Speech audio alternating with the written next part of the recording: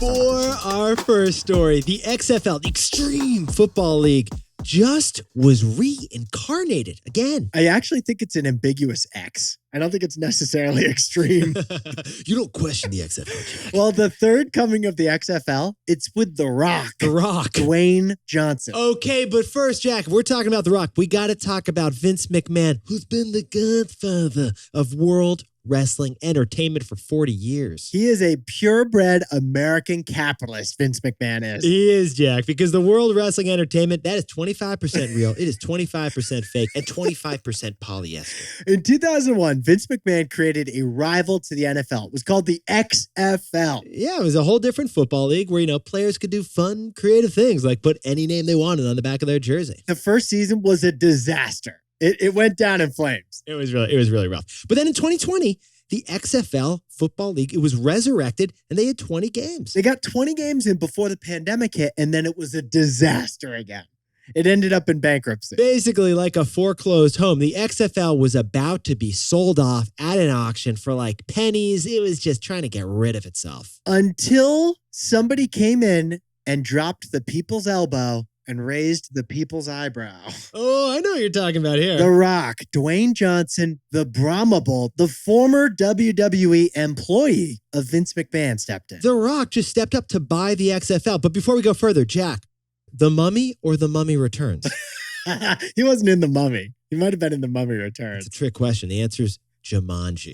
The Rock, though, he put together an investment group to buy the XFL. And Jack, who was in The Rock's investment group? There's three parties. The first two were intimate. We're talking The Rock, Danny Garcia. Those two used to be married, and now they amicably do business together. It's a beautiful story. Oh, but then who's the third partner here? The third party is your classic financier. It's a venture capital firm called Redbird Capital. And they already own part of the Boston Red Sox and Liverpool Football Club. Now, The Rock has already got a plan for his new football league. The season kicks off in February, and they've already got 8 teams. The season kicks off right after the NFL season ends.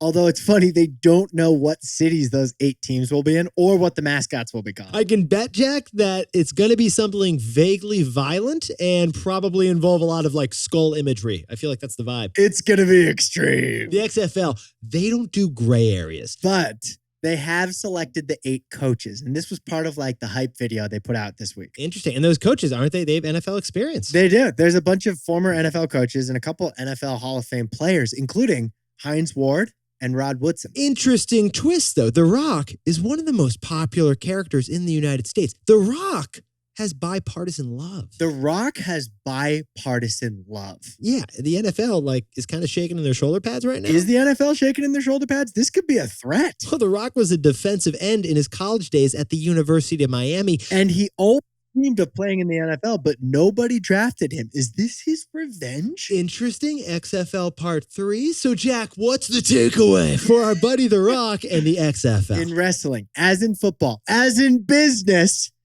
keep your friends close, keep your enemies closer. Okay, a fourth character we didn't mention in this story?